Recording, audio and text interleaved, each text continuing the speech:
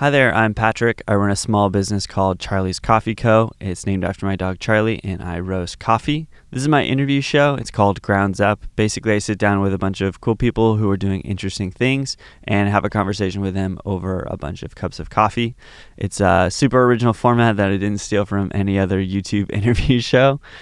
Today on the show, I am joined by Charli Adams. She's an incredibly talented singer and songwriter. She started her musical journey at a super young age before taking a big leap and moving from her small town in Alabama at the age of 17 to pursue music in Nashville. She released her first EP in 2020. It's called Good at Being Young, and her debut album, Bullseye, in 2021. We get into some deep conversations on this episode and have a lot of fun talking about music, writing, religion, spirituality, as well as her latest EP and unreleased album. It was such an honor having Charli on the show, and I really hope you enjoy our conversation. So grab yourself a cup of coffee, get cozy, and kick back and enjoy the show.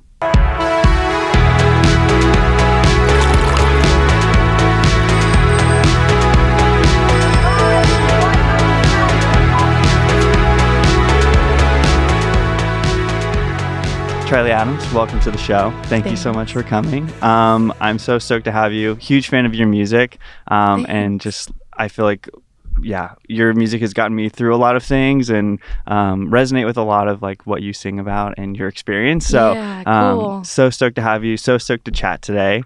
And I hear you're a coffee lover as well. So big time. Perfect pairing here. Yeah. Thanks for having me. Yeah. I've been drinking coffee since I was like 7 years old. So I love it. Amazing. Okay. So can you talk to me a little bit about your relationship with coffee before we dive into kind of sipping on some good stuff? So like my pop growing up always made like Folgers coffee, old fashioned.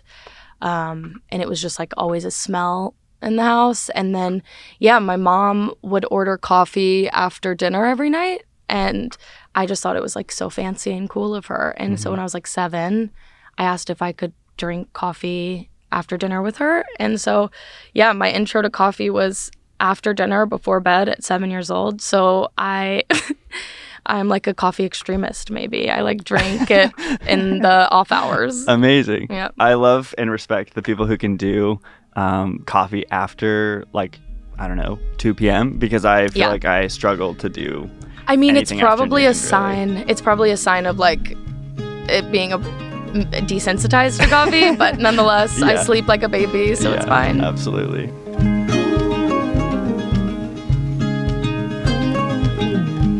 So the way that this show kind of works is, I heard you watched a few episodes, so you kind of already know the drill, but we'll basically go my side to your side, and we'll start off with a coffee from Costa Rica.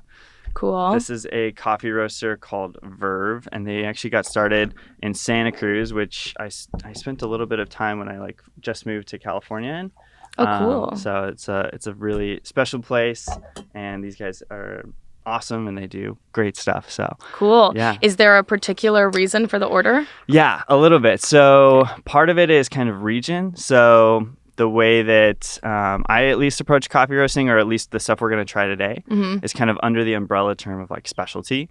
So it's like really high-end beans that are roasted in a way that's like meant to bring out the kind of origin characteristics of that region. So kind of similar to wine. If you hear people talk about wine, a lot of that language is kind of similar. So. Cool. Yeah, this is going to be the fanciest coffee I've ever had, probably. Well, I'm so stoked for you to try it, and there's no wrong answers. Cool. So if you don't like any of them, like, it's totally okay. Love it. Yeah. Awesome.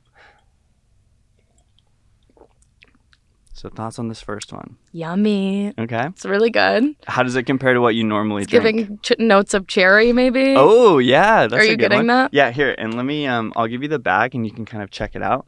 And oh my God, Concord grape. Yeah. Maybe that's what I was channeling. You got a nose and a tongue for it, so you're nailing it. It's really good. Yeah, like I said, like I'm not maybe the most trusted source, like, because I drink just like diner drip coffee, but this is gonna be fun to know what I'm talking about. I mean, you already seem like you got it down, so I like you're this a one. natural. So the first kind of topic that I want to touch on, obviously music is what you're known for and what you're so talented at. So I'm really curious to ask kind of a couple questions about your experience with music, writing, and a few other things. So we'll touch on kind of first off, I know that you started pursuing music from like a really young age, even like leaving home to go to Nashville at like 17 to go pursue music. Yep. And maybe even earlier than that, some pictures of you in a recording studio at like 4 years old. Okay, so you saw that. Yeah, okay, absolutely. Cool. Yeah. So I'm curious like what you remember with your relationship to music at that really young age. Like when did you know it was something that you wanted to pursue? Yeah, I mean, I was, for as long as I can remember, like cutting up little tickets for the show for my family and like forcing them to watch my song and dance. I like love to perform for people. So my family kind of like thought that was the extent of it for a bit. And then, at 4 years old, I went to my mom and was like, I want to go to a recording studio. And she was like, okay. And she found someone in a Yellow Pages named Chip Searcy, shout out, in Mobile, Alabama. And we went and he gave me this one specific song that had like yodeling in it. It was so random. And he was like, go memorize this and then come back. So that was my first song ever recorded. Super wild card. It's on the internet somewhere. Really? It was, I sound like a 90-year-old smoker. It's so funny as like a 4-year-old who could not read even. So I loved music. I also have like a really deep memory of my karaoke machine. And I had this like mix CD that had like all these different karaoke songs. Yeah. And I was obsessed with Concrete Angel by Martina McBride, yeah, right? Totally. Wait, is it? I think that's right. Yeah, I think that's right. Concrete Angel, really sad song about like an abused child. It's very sad. It's like a very sad song, but I would sit and like stare at the screen and just like sing this really devastating song, and my mom was like, is she okay? But I loved the drama of it all. I like have always been so moved by music. I love music. And so my parents, I was lucky, they like took it seriously, and my mom took me to Nashville. We met a bunch of people, and like I just fatefully met a bunch of people that I felt like really seen by. And I just wanted to be there all the time. And so I moved to Nashville and told my mom, I was like, I'll be fine. I'm going to move here by myself and do high school online. And so I did that and just got in I kind of like had a lucky start of like doing it the sort of old fashioned way and like in a scene. Yeah. And I'm like really grateful for that because I feel like it helped me develop as an artist just in like a comforting small scale. And it was really, the right way to do it for me, I think. Yeah. No, that's so interesting. I've just heard so many people struggle a lot with music and getting started and moving to Nashville and like doing that for ages and ages. And so I just kind of like I didn't go to college for it or anything, and so that wasn't, I feel like that's kind of one of the main reasons people do it is for like the connections. And so I was just like, I'm gonna go, I got a fake ID and went to all the like clubs and the shows and just introduced myself to people and just kind of did it and was just playing so many shows. And I feel like that was just so good for me as an artist. Yeah. And discovering music too, because like I grew up in like a musical family in a way, but it was a lot of what I heard was radio music. So I like did a lot of discovery of what I loved in Nashville those years. Yeah, I'm curious. I have a question here. So I know you talked a little bit about this in some other interviews you've done about how you had like some big musical gaps when you moved to Nashville and you were kind of like rediscovering a ton of artists that you like maybe missed out on. But I'm curious, number one, like what are some of those first artists that you remember like being introduced to? Yeah. And then do you feel like it was any benefit to you maybe having less exposure to some other music and things like that? That's such a good question. Yeah, I definitely, because it feels like I found those artists at the right time. So there was like my first car in Nashville was one with a CD player. And so I went to this little CD shop called McKay's in Nashville, and they had like this $1 bin, and I would just grab CDs that I thought looked cool. Yeah. And then I would go for a drive and listen to them. And luckily, the ones I thought looked cool were cool, because who knows what would have happened if like the first CD I bought was like Pearl Jam or something. But it was like I found I found The Cure that way. I found Disintegration, that album, and that changed my life. And I found Either Or by Elliott Smith because I thought it looked cool, which is like it's so funny. But I remember putting it in my CD player and like hearing it for the first time at like 17, 18 years old and just being completely mind blown. And so I think having more life experience before hearing some of those artists, like I was able to understand it better. I don't know. And like it wasn't the music my parents thought was cool. Like it was my own findings. And so it was like, yeah, it felt special for that reason. Yeah. Oh, that's so cool. There's like a real ownership over that. Yeah. Experience. I mean, imagine like discovering The Cure through thinking the album looks cool. Right. You know, your head like explodes. Yeah. Yeah. Totally. Yeah. I feel like it's so funny listening to bands that I remember like hearing growing up, and like you almost hear them differently now because you're like, before it's just sound. Totally. There's a lyric in the new album that's not out, even close to out, but that I'm working on, and the lyric is hear it differently this time while listening to the Weepies, because the Weepies are specifically a band that I love that I feel like I had to kind of get into my adulthood to understand, because they have a really like beautiful way of writing about adulthood, mundane, in like a poetic, relatable way. And so yeah, there's a lot of artists like that with like a little life experience. You can understand what they're talking about. Yeah, absolutely. Who are some of your current musical influences? Like, who are you listening to right now? Yeah, I've been really on I listen to all kinds of music, and so I go through kind of like hyperfixation moments with stuff. So yeah, right now I'm listening to a lot of slowcore music, which is kind of like a mix between shoegaze and Midwest emo. And it's just, it just like feels nostalgic sonically, and I really love that. And then I've been listening to, on the other side of things, a lot of the Weepies. In this phase of my life, it feels like she's kind of like guiding me. It's very like comforting music about new chapters, and it's just like, I think the Weepies are a huge influence on me. They're just such like they're poets, and I listen to that. And I've been listening to a lot of Rilo Kiley lately, going on another kick of that. Some really good stuff, like Pictures of Success is my hyperfixation song. I love that song. You're just like reading from my notes here. You get it? That's awesome. Okay, sick. Yeah. Sick. That's so great. Do you have any influences that people would maybe never assume that like you listen to? Yeah, I mean, I love country music. What are you gonna do? I think like, it's funny. I always say that I feel like country music is like some of the best songs ever, or like the best songs ever written and the worst songs ever written. There's some of the worst and some of the best. But yeah, I've like always loved country music, and just when a like really well-written song, like it doesn't even have to be emotional. Yeah. I cry when I hear a well-written song, and so it'll be like, it'll be a Southern, like really classic, like party anthem or something, country song, and my boyfriend will look over and I'm like tearing up, and he's like, what's happening? But I love a well-written country song. Yeah. That's probably a shock. Yeah, definitely. I wouldn't have expected. I guess, Nashville makes sense. There's definitely I'm from some... Alabama. Right. So it's just in there somewhere. Yeah, absolutely. It's in the genes. Yep. I don't know if this is one that you'll have, but is there an artist or like a genre that like people assume that you listen to a lot of that you don't listen to? Interesting. I don't listen to a lot of like dreamy pop anymore. And I think there was like a time where that was all I made. I was experimenting early on with a bunch of different producers, and so I think I'd been like a little bit misguided sometimes in different genres. But I don't know, I do listen to everything. I just think people might be surprised at how like little kind of like 80s dreamy music that I listen to that I made kind of in the past. Totally. But yeah, I still listen to a good one. Like when it hits it's mostly like if the song hits for me. It's like about the songwriting mostly. Yeah, that's awesome.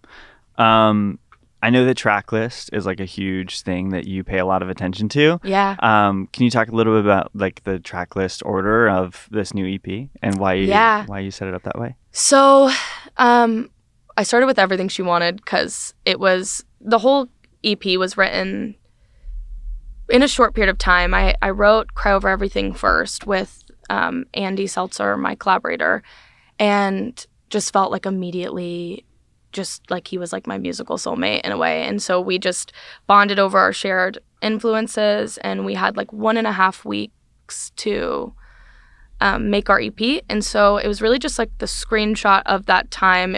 There's not a lot. To me, it sounds like we made it in a week and a half almost. Really? Because lyrically, because it was just kind of like this one kind of perspective. I did write High Achiever a couple months later and put her on there. But I started with Everything She Wanted because that song was about, it was like half a manifestation, half truth about what I wanted to feel like. I was coming out of like a really deep burnout post-pandemic and post-rise of social media and with the music industry. And so I was really burnt out, and I wrote that song when I started to feel a little bit better, but then also kind of wishing I felt that way. And so it was kind of like claiming that power back. So I felt like it was and I felt like I had been gone for a long time. And so it felt like a really good reintroduction of like, remember, and it says like, I think I'll get the band back together. I'm sorry that it's been so long. So it's kind of me talking to the listeners as well. And then I just I always knew that I wanted to end it. I usually start with the opener and the closer. Like those are kind of apparent to me. And so the closer, I just knew had to be, I've got it from here. And that was just because it's about, it was also the last song we wrote. It was a half day, and I walked in and told Andy that we had I was like, we're missing this kind of like postal service-y loop vibe. And he made the track, but I told him, I was like, I think it's going to take me a little bit of time to write this song because I want to write a song about the complexity of a mother-daughter relationship and how you learn like fearlessness and all these wonderful qualities from your mom and seeing what what being a woman in the world is like. And then also carrying things that she didn't intend to even pass down. That's just how it goes. And she had the same experience. And so, but it just channeled and it just happened really fast. And when I wrote the lyric, there's nothing to be scared of, it was kind of obvious to me that needed to be the title of the EP because I was entering this kind of new chapter of my life and letting a lot of stuff go. So it was kind of a reminder of there's nothing to be scared of if you're just following your inner voice. Yeah. And so I knew I wanted to leave it on that note. And so in the middle, I just kind of wanted to be a peaceful listen and not too like sonic heavy on the top. So the middle part is sort of, for the EP at least, was kind of just like what felt like it flowed. Yeah, totally. Yeah. I think that is the perfect ending to the album because it's like both, it's kind of melancholy, but it's also like very optimistic and hopeful. And I think that, those lyrics are just like so beautiful. I love that. Thanks. Do you know of, I guess, when you're making like a set list order or like even an order for like one of your albums, do you have kind of like a guiding light for like, this is the perfect album like order, or is it always like case by case? It's case by case, but I think like I said, I know when I write the opener, I know when the opener happens, and it's usually just what note I want it to start on, and then what I want to leave people with, like I said. But yeah, I actually was just kind of doing a loose guide for the album that I'm wanting to put out. And we moved a bunch of stuff around and we were just listening to it. And it felt like I just kind of see what complements one another. Like after you've been listening to something really devastating, what kind of like hopeful thing, but without ambushing someone with like joy and like a bop. It's just kind of like, how do I guide people through this experience of all my emotions that I just am unpacking to you guys, So how do you feel about albums that like lead directly into the next song? Like, so one song ends and it's like a continuous. I think that's like a beautiful masterpiece, and it's pretty difficult to do, especially if you're writing it over time. But I think you can go in. We're actually trying to do something similar, not so much. We can't be expecting that because they are all their own like kind of moment, but we are kind of I'm putting a lot of emphasis on intros and outros and bridges in this project because I feel like I look back and I feel like it's a little bit rushed sometimes and that I'm not giving it this moment. And there's example Rilo Kiley or like some of those older bands when they were making physical album sales, they had more room to like put interludes or like really let it simmer and have different moments and not the kind of traditional structure. And so I miss that, and I feel like I want to be the change you wish to see in the world. Yeah. Like just be a little more patient and let the song sit and have a moment. So I think the future music is going to have a lot more intros and outros that kind of blend together probably. What is that like, that experience of like kind of sitting on things for longer? I feel like I would have a lot of anxiety. It's like I need to be... Yeah, so I like... That's actually funny because I'll write a bunch of songs, and when I write one, I just kind of like put it in the vault and forget about it because I don't want to overthink it, and I don't want to get tired of it, and I also am not sure how I feel about it yet, so I'll just put it away for a bit and then sometimes forget about it. And that happened. My friend and I were sitting down and we're like, what EP do we have? What's the next EP? And then we started to dig through all the demos, and I was like, oh my God, this one. And then there's this one. And I forgot about this. And it was really good because it felt like listening to it for the first time. But before we knew it, we were like looking at 14 songs, and we were like, oh, this isn't an EP. Yeah. This is going to be an album. Yeah. And that's not me giving away that it's 14 because we don't know. We're still writing, so there might be even more. Hard to say. But yeah, like I write it, and then I give myself some space, and then I'll listen to it again when I'm feeling in a good headspace and ready to listen to myself. I definitely don't listen to myself very much. So, because it would give me anxiety. Yeah, totally. Yeah, it just becomes like not real after a while, after you're listening to it. And when you create something already, it's like, I made this, and it's hard to see it in a way that the rest of the world is going to see it. You know? So absolutely. I'm really curious. I feel like what I hear a lot about is TikTok influencing the music industry because it's launched like tons of people's careers. Yeah. To the point where like it sounds like people even just write songs that they feel will take off on TikTok or like trend. How do you balance like, I guess, promoting your songs, writing them for like today's day and age, but also like not having it like completely guide the direction of what you're doing? Yeah. I mean, I have a lot of opinions on this because it really kind of like poisoned my music brain for a little bit. I was putting too much emphasis on it, and I've never been, and I don't think it's probably conducive for artists in general to be thinking about marketing themselves at all times.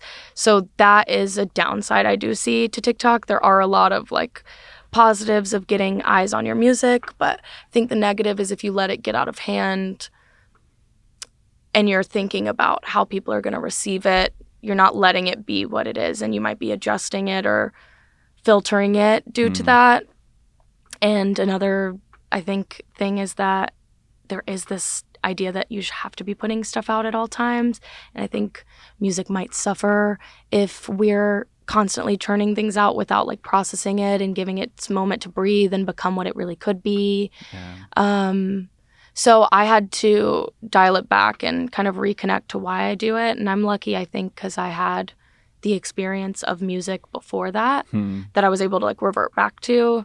And I just think like getting back to your daily life and like romanticizing the world around you ends up making like beautiful art. But yeah, I think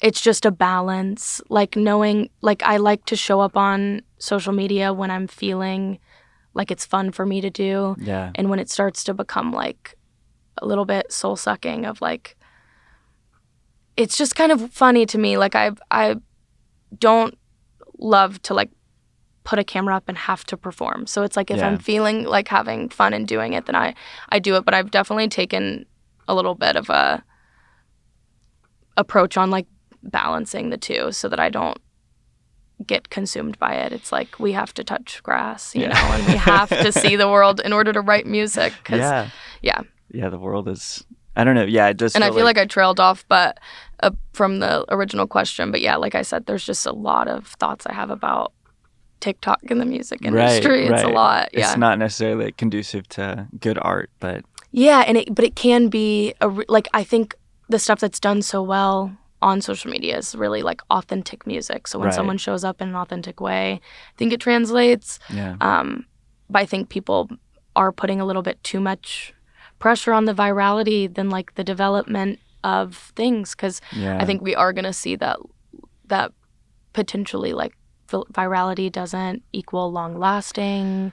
It has to be a combination of things, I think. Yeah, you kind of have to have like that base, that like really solid songwriting to. Yeah, or like be an artist and know what you're like, have your vision set before you have your kind of viral moment is the ideal way for that to go. Or else you're like swimming in this like ether of like, what do people want from me? You know? Absolutely. Yeah. Okay, I'm wondering if you can clarify this for me. Okay. Settle the debate once and for all, because I've heard both answers. Which is actually your favorite song? Is it Long December by the Counting Crows or Pictures of Success? How did you... Okay, you're so prepared. You've done some research. I think Pictures of Success, I just relate to her when she says I'm a modern girl, but I fold in half so easily when I put myself in the picture of success. That hit me. Long December is the credit we have to give to the Na Na Na song. Yeah. So that one holds a special place. But yeah, and I love the Counting Crows. You really put me in a difficult position. Well, now it's on camera. Now. Right. Now it's like there's no going back. But shout out Relo Kiley and Counting Crows. Awesome. Love you guys. That's great. I love it. Okay. I'm curious if you can talk a little bit about how you know when a song is like finished, because I just feel like I would work on it one song forever and like never be done with it. How do you decide like when the line in the sand is like it's out, it's done? Maybe it's my ADHD that makes me just want to write another song, but I think I have, that's actually not too difficult for me, because I think I have that moment in time where I'm channeling that song, and sometimes I can't really go back to that exact place where I was writing. So I tend to kind of like write. I rarely edit. Like I usually just will sit down and channel and get the idea. And sometimes if it's unfinished, I'll go back and edit it. But most of the time it's that moment in time, and I'm just eager to write another song that I like as much. Yeah. So I kind of keep the train moving. I think that maybe it would help me to go a little bit on the other side of things, because I will like just start an idea, and if I don't finish it, I'm like, I can't get back there. So there's a lot of pieces of songs in my notes app that are just unfinished. Yeah. Which is anxiety inducing in itself. But yeah. I heard I think it was Rick Rubin in his like book, I forget the name of it, but it just came out recently. But he talks about like the person who like starts the creative process isn't the person who like returns to it the next day. And I think that is such an interesting concept. Yeah. No, that's so interesting. Yeah, it's not, that's exactly how I feel. It's like I can't get back to that point where I was trying to get this feeling across. And sometimes I can, but it's a difficult process. So usually like I will stay up as long as it takes to finish it, because I know I need to like wrangle that feeling. Yeah. But yeah, Rick Rubin knows what he's talking about. You heard it here first. He knows what he's talking about. How do you know when an album or an EP is done? Like, when do you put a bow on it? That's a good question, because I'm actually actively working on that with this album. Yeah. Intuitively, I suppose. I think there's like a lot of people around you, depending on like what your team looks like, who are trying for it to be done at all times. So people checking in when you just feel good about it, like it's said everything that you want to say. Maybe I don't know. I think it's just intuitive, and also you're like, okay, well, if I put one more song on here, it's gonna be like 100 years long, so we'll cap it here. Totally. How do you decide between the difference between releasing an album versus an EP? Like, where is that distinction for you? Yeah, I mean, it's always really just been like what I have at the time. I've never really like been strategic about it. It was kind of like my first project. I had like 7 songs I wanted to record. They were the songs that I was playing with my band like all the time, and so we'd played them a bunch. So that was the batch I just knew I was going to put out. Bullseye, I wasn't planning on putting out a debut album. I just had that many songs and loved all of them and didn't want to cut any of them, so it was an album. And then Andy and I worked for a week and a half, and what we had was, we weren't even intending to make an EP or an album or anything. We were just like, if we get some songs, that'd be great. Yeah. And yeah, we were like, this is 5 at the time before I wrote High Achiever, 5 songs. And so I was like, this is an EP. Yeah. Just naturally. Yeah. She's chosen who she is along the way. And then, like I said, I was trying to put together the second EP or the third EP, and turned out I had an album. Yeah. So it's just about the amount of songs I want to cut out Totally. of the batch. Yeah, that makes a lot of sense. Okay, as somebody who is personally a terrible singer, Okay. I often like just fantasize about what I wish my voice sounded like. Do people who can actually sing do that? Yeah, I mean, fun fact, I like didn't, so when I got my first guitar, I was singing covers, and like I was only really hearing radio music, so it was like Kelly Clarkson, Taylor Swift, and these like Taylor Swift's a great vocalist, but like there were a lot of powerhouse vocalists I was listening to, and like I said, when I was 4, I sounded like a 90-year-old smoker, so I was like, I felt like it didn't fit my voice, and I hated singing other people's songs. So I was like, oh, if I make my own song, I can sing it however I want. Yeah. And I low-key thought I invented songwriting because nobody told me about what it was. I was just like, okay. And then I remember my mom being like, are you okay? And me saying, like, it's a song, Mom. And I like had permission to be dramatic, and I just fell in love with it. But I think, because of not liking singing other people's songs, it made me write my own that fit in my own voice. But I do think I wanted to sound like Stevie Nicks for a really long time. I mean, who wouldn't? Yeah, right. And incredible. like I have a really good Stevie Nicks impersonation. Really? Yeah, I do. Gold Dust Woman. If it's karaoke and I'm trying to do impersonation, I'll do Gold Dust Woman and tell everyone to close their eyes and pretend like it's Stevie Nicks. I worked really hard on this. That's so cool. Do you do other impersonations or just Stevie Nicks? No, I'm bad at impersonations, honestly. But Stevie Nicks, I think it was that also, I'll never forget thinking that I had, because I was hearing so many powerhouse vocalists, I was like, my voice is weird and I sound like a boy or something. And when I was younger, and then I remember my stepdad playing me Tracy Chapman. Yeah.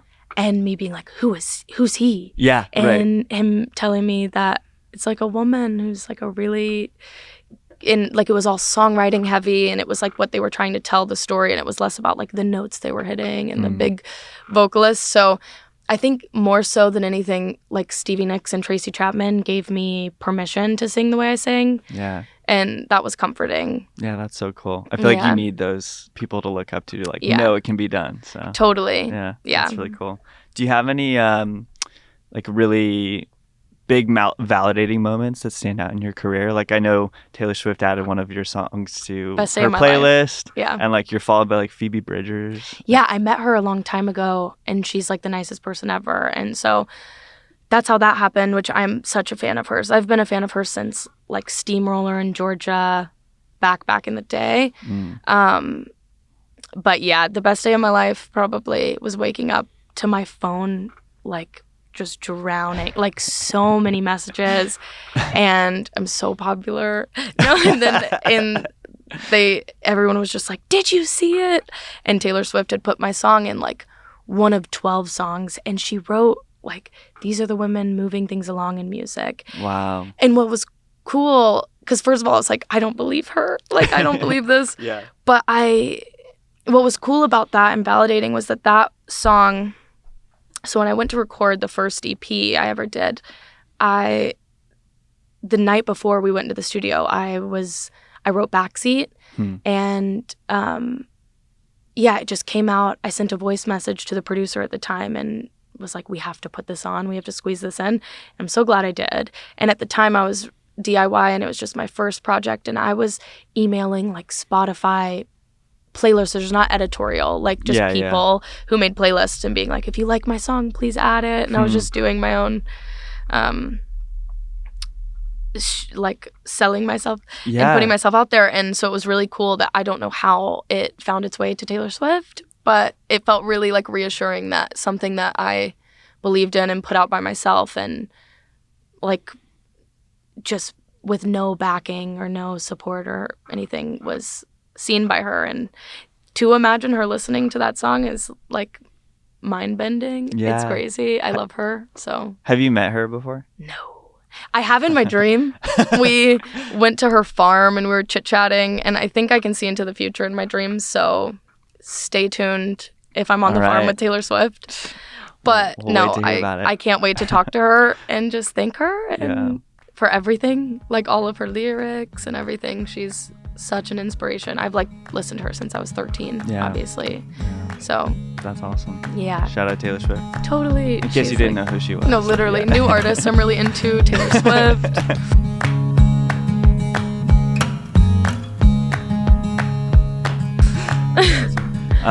Cool. We can move on to our next coffee if you're ready. Cool.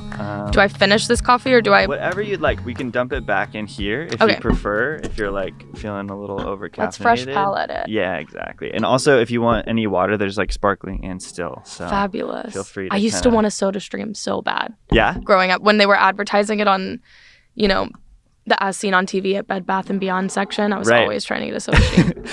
I'll say these bottles are great, but the soda stream itself a little bit overrated. I thought about it the other day and I was like, I think it's like too much trouble than it's worth. Like you can just go get a soda. Yeah. And I feel like it probably doesn't hit like just like a soda. No, it doesn't. And honestly, No like, shade to soda stream. No shade to SodaStream. They don't sponsor us. They or are not anything, so- sponsoring, so actually and screw probably them. never will. Who now. cares? But I got it because I was like buying so much LaCroix, and I was like, Yeah. like this is absurd. I need to like chill out. Maybe I'll do this thing, and it just like Yeah, it's not the same. Doesn't hit the same. But totally. bottles are working well for this. Totally. I was wondering if we were going to make some kind of like interesting concoction. Ooh, that would be fun. Because you've seen like coffee and Coke. Right. We could. But I like this like just as it is, straight or like neat. Yeah, neat Neat coffee. Like whiskey. So this next coffee is it's from El Salvador, and this is a roaster from Michigan. So Cool. they're called Madcap. They're excellent. This looks up my alley. Cinnamon and orange. Yeah, it's probably a bit. It should be a bit different than the Costa Rica. So I'm smelling it.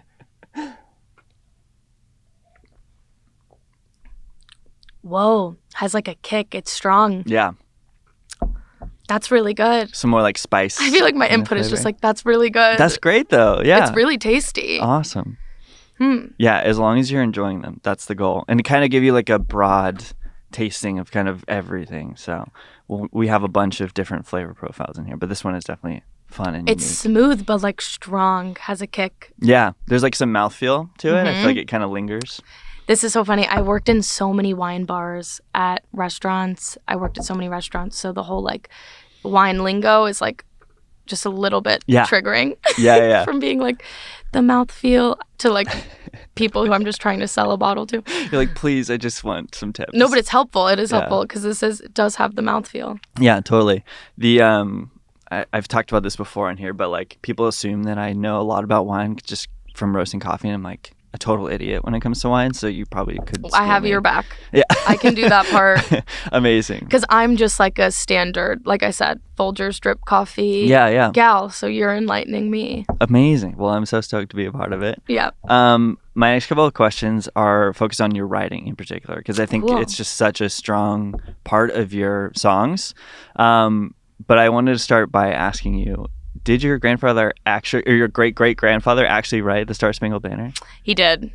And it's some big fat shoes to fill. Yeah. That I have. Yeah, he wrote that. And the rockets red glare. Yeah. He wrote it. And yeah, my grandmother's last name is Key.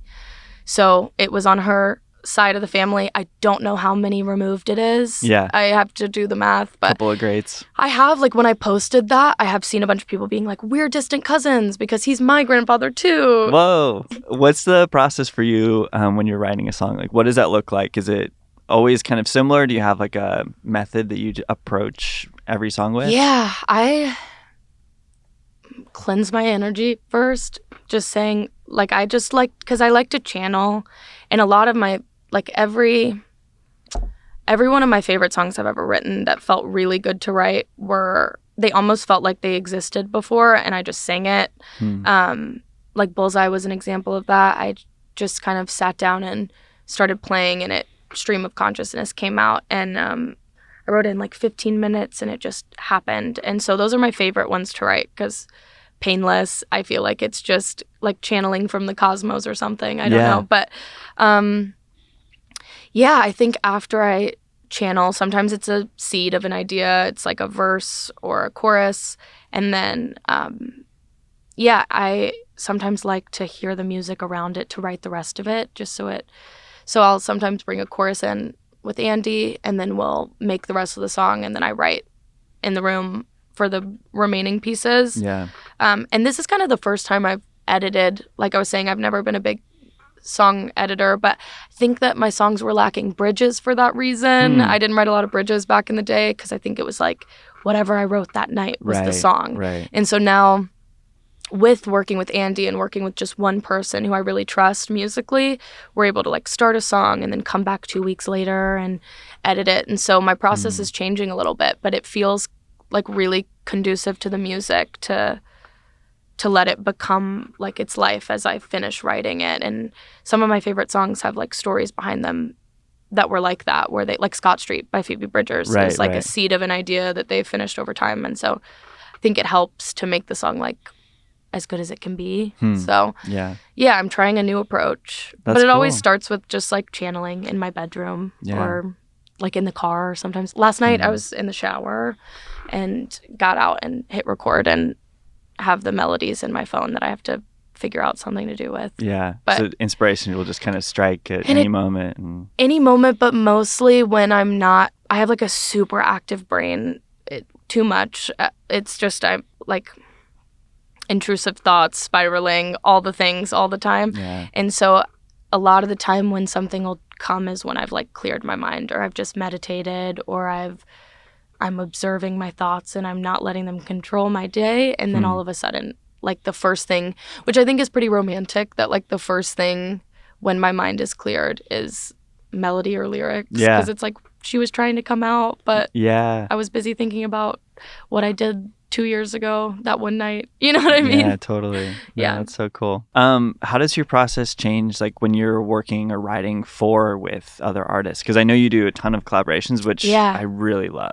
Yeah, it is totally different. I do find that like I guess like artists who do songwriting sessions and bring songwriters in, the process does tend to be different than when you're just channeling in your bedroom. But my approach as a songwriter, there's a lot of ways people go about it, and a lot of pop writers will go in with like an idea or something they've thought of for the artist to write. But I've never done that, which is risky business because I'm coming in without an idea. But I think why I've had a bit of success with writing for other people is that I either ask we are either talking about what's going on in their life and something that they haven't written about yet, or something like, I think I'm such an open person about my life and what's going on that it creates the space for people. Yeah. And so I like to just create that space, and then it always happens where they just pour out like something that has been on their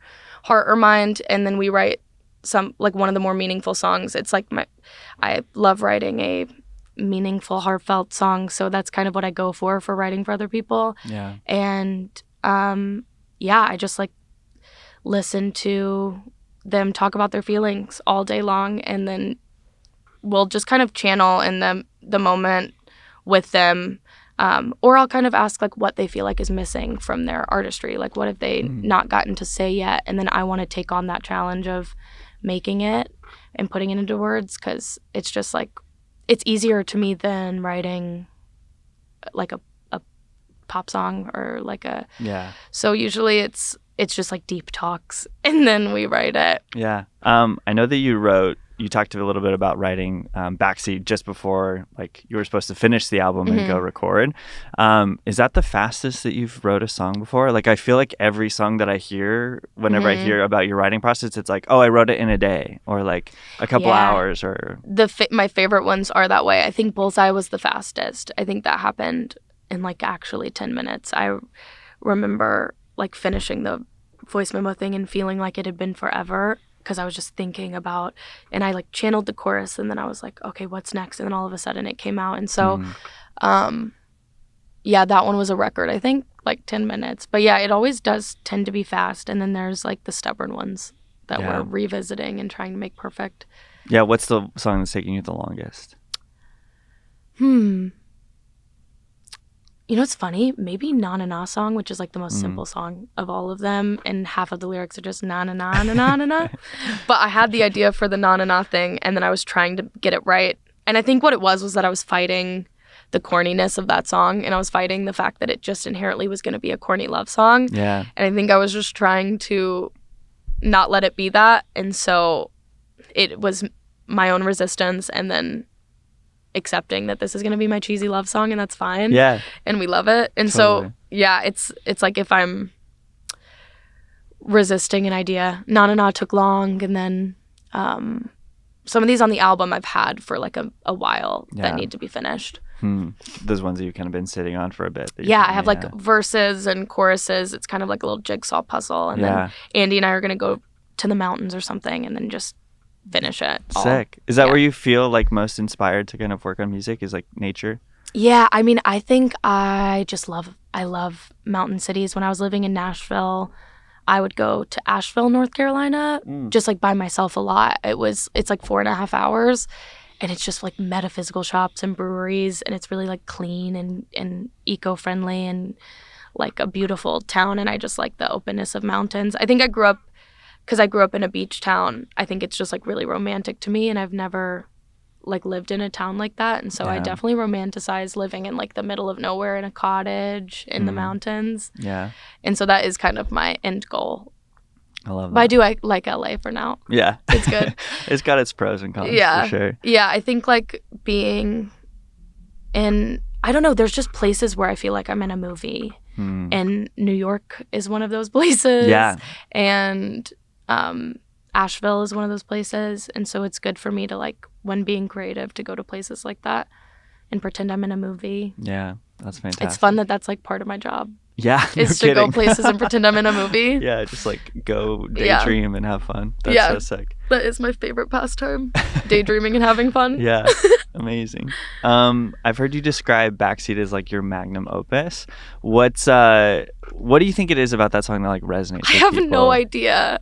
Like, to be honest, I joke about it being my magnum opus, and I hope that there's one to follow. That there will be, for sure. Thank you. It's just that Taylor Swift loved it, and I'd like to know what she thinks of my new songs. Would love to hear her input, Taylor Swift. But I don't know. I think what I have seen is that a lot of the songs that I just let happen, and again, back to just channeling, those tend to be the ones that like resonate with people the deepest. And I think that song is maybe just about something that isn't written about a lot. Because what had happened was I was in the back seat of the car with my friends, who aren't my friends anymore, but they are no problem. But they were in the front seat, and they were just like, like talking about like who they knew and what they were doing and trying to one-up each other. And it was just the most obnoxious conversation ever. And I didn't feel like I had anything to contribute, and I didn't want to be in that conversation. And I was just like, turn up the music. Can we just like be in this moment for a little bit? And so that's what the song is about, of just being like, I'm better in my own mind than with all of these people who are trying to like prove themselves. Or it was like from that one experience. Yeah. It's not like the world is that way. But I don't know. I just stream of consciousness wrote it, and I think those ones tend to do better. I don't know what it is about it. I think the big drums, maybe. Yeah, maybe. I don't know. I do think everyone has been in that situation where you're like in the back of a car and you're kind of stuck, and like, dude, I don't want to be here, and you kind of like get that. I don't know. Your song really captures like that, like fantasizing like what you would rather be doing, or like totally, or just being like, me, myself, and I are fine. I'm just gonna pretend like you guys aren't here, and I'm in the backseat in a movie. Yeah, absolutely. Again. I love it. Do you find it easier or more difficult to be vulnerable when you're songwriting versus like every day kind of in your own personal life? I have trouble with being too vulnerable and too open all the time. I think I tell people details that I should probably keep to myself. I've definitely not protected my energy in the past, and like historically, I'm just like such a feeler, and I didn't realize like when I was younger why people didn't just tell everyone what they were feeling and what was going on, or that people would weaponize it or would use it against you, or like I hadn't experienced that yet. And so it's always been like my default setting is to just believe that like everyone has the best intentions. And if I tell them this like really hard thing I went through, it's just going to be empathy that they give me and like no judgment, or like because I don't operate in that way. And I just for a long time thought that was the case. So yeah, I've actually had to reel it back a little bit and just protect my energy a little bit. But I find it really easy to tap into my vulnerability because I just don't feel like I have necessarily like anything to prove or any stoicism that I need people to feel from me. Like I'm such a feeler, and I'm like very in touch with my inner child, and I'm just really open. And so music is kind of my excuse to be that. Like I said, when I started writing music, my mom was like, "Are you okay?" And I was like, "Yeah, it's just a song, Mom. Songs are supposed to be dramatic." Because I just am a dramatic person and like a romantic person. And so, yeah, I just think that songwriting is like my permission to put all my feelings out there and like overshare and tell all my deepest, darkest feelings. Has that, being that vulnerable in your songwriting, has that ever like come back in a bad way or negative way? People have like misinterpreted. I've definitely had the experience of, I guess you can't understand if you're not someone who does it, why. I've had people be like, why did you write me into this song, or why did you have to write this? And it's just because it is what I do. And it's not that it was an attack. I wasn't thinking about you hearing it in the moment. I was just thinking about my feelings and putting it out there. And so I do think if you don't do it, it's hard to understand why someone would put so much out there. But it's just that that's what you do. And it's like, this is my material and this is my perspective. I'd love to hear your song on the perspective if you wanted to write one, but like all I have is my side of the story and my experience. So it's been kind of difficult with like some family sometimes to explain why I have to write songs about my family and my upbringing, because it's so core and like central to who I am, and it taught me so much about who I am. And it's not meant to be definitive either. It's like one moment in time, and I get hard on myself sometimes thinking like I wish I had it figured out when I wrote that song. Like I wish I had more perspective, but that's the point. I can't, that's the point of writing music in those in the different timelines, because it's like my perspective at that time, and it's okay. I've had to like get with myself and be okay with like, you're going to change and you're going to grow and your perspective's going to change. And you can't be mad at yourself for feeling that way. You have to understand and have empathy for the version of you that wrote that song that didn't know what you know now.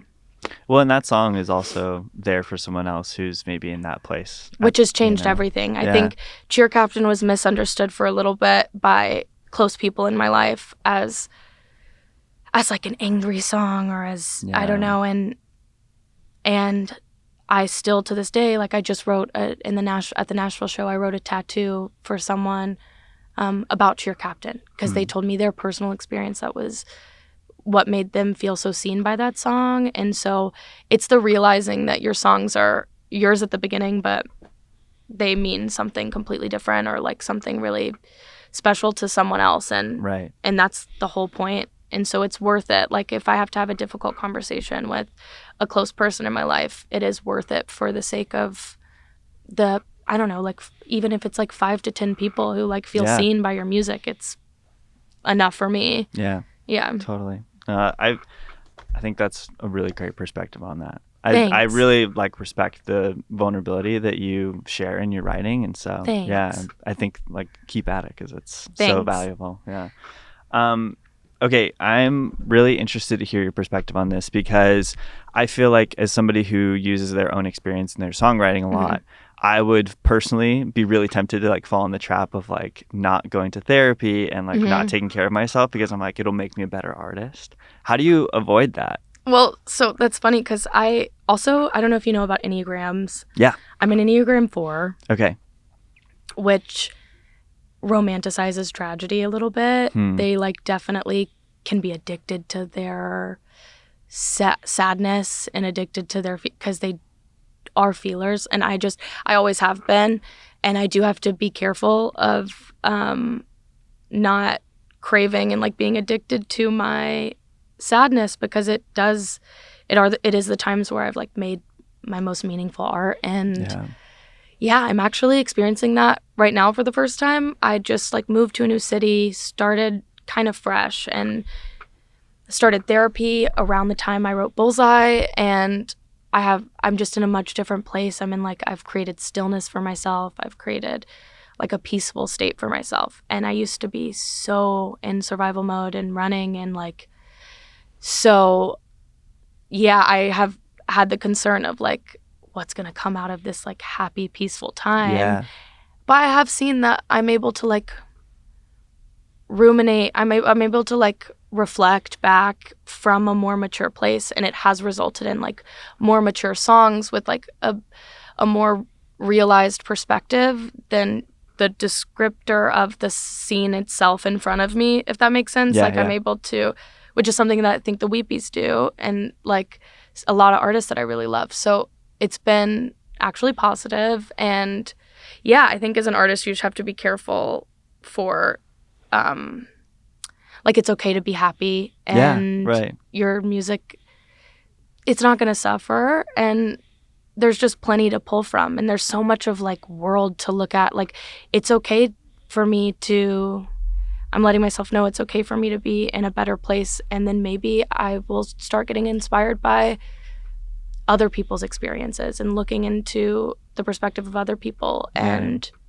it could tap into something that I wouldn't have done if I was just so in my own world and my own emotions and drowning in it that I wasn't able to see the world around me. So I think there's like plenty to pull from in the world that is beautiful and tragic. Yeah. And yeah, it's like kind of in my makeup to romanticize sadness. I feel like I heard it even just like in your latest EP. It felt like it was coming from I don't know if a healthier place is the right way to say it, but like a looking back and not I don't know, a less melancholic way. Yeah, I wasn't really like drowning in it. I wasn't like I wasn't as angry. I wasn't as like exhausted. And I feel like the album is especially that. I feel like I went with the EP, I went really into like the slowcore influences that I had and everything, and just wanted to kind of like write about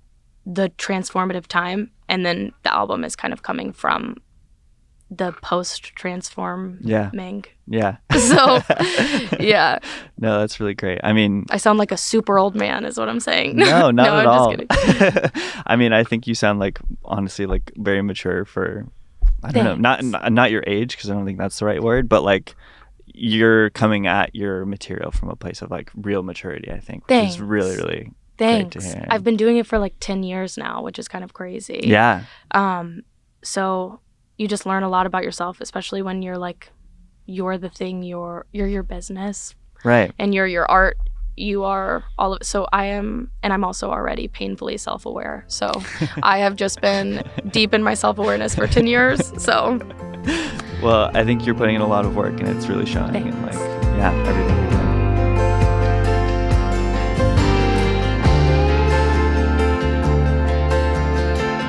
Truly, like, so stoked to have you here, and like I said, like, I'm a huge fan of your work. So ditto. Yeah. And me and your dog are twins. I know. What kind of dog is it? She's husky, pit bull, German shepherd. Huskies and pit bulls are my favorite dog. Wait, really? Yeah. Oh my God. I want one of the two, or I could get a little hybrid like you did. Yeah, she's fantastic because she's got the fur and the shedding, looks like a husky, but then she's like really sweet and cuddly, and I love that. Yeah, she's the best. So this next coffee is from Colombia. Ooh. It is what's called a geisha. So it's basically, there's a couple of different varieties of coffee. So like like different types of plants essentially, and geisha is like really like high end usually. Cool. But they're usually like brewed or roasted a lot lighter and kind of more tea like. So curious to see what you think of this one. Okay, love.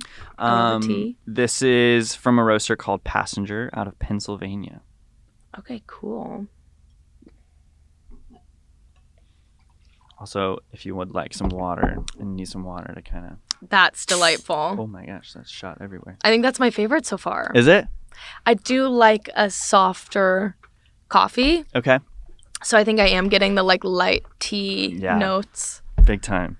Yeah. Ooh, I like this one a lot. Yeah, they're fantastic. This is one of the things I love about picking out kind of the lineup is there's so many cool roasters from all over the country, coast to coast and middle America. Yeah, please get in there. Thank you. Absolutely. Yeah, there's a lot of like hidden gem roasters in unexpected places. So amazing. Pennsylvania. Yeah. Thank you, Pennsylvania. Absolutely. Okay, so Columbia. In Columbia. Yeah. More importantly, a great pair. Well, speaking of two places, the next set of questions is kind of focused on Nashville and LA. Okay, I know you're new to LA, yeah. And spent a lot of time in Nashville. So I've got a couple of questions kind of going through your experience in both. Okay, cool. Do you have a favorite memory from the house that you lived at on Cloverland Drive? Yeah, I have so many. Like I said, I moved to Nashville by myself when I was 17. I was lucky to be in that one house for the whole 9 years I was there. Yeah. And all my like friends in my music scene, like we would just have like huge slumber parties and make music there. And so there was just, it really felt really iconic, honestly. But in the song Cloverland Drive, I said fireworks inside. And that was because on a Sunday night after I played a show at this venue called The Local in Nashville, we were all celebrating. We were so stoked. It was a Sunday night. And I do not condone this. This was just like dumb teenagers. And like we all ended up okay. And the house did not catch on fire. But we did shoot fireworks in the kitchen. Nice. On accident. We did think it was sparklers at first. It did end up being a huge firework. But then everyone started chanting fireworks inside. And we all ran out on the porch and were like doing like Roman candles. And there was just something in the air. I don't know, but we were all celebrating a fun show and just on some different type of energy. So the lyric in Cloverland Drive is as literal as possible that we shot fireworks. That's fantastic. Inside. Okay, did you actually audition for the Hannah Montana movie? No. Oh. Wait, but maybe... Oh, you know what I did do, though? Huh.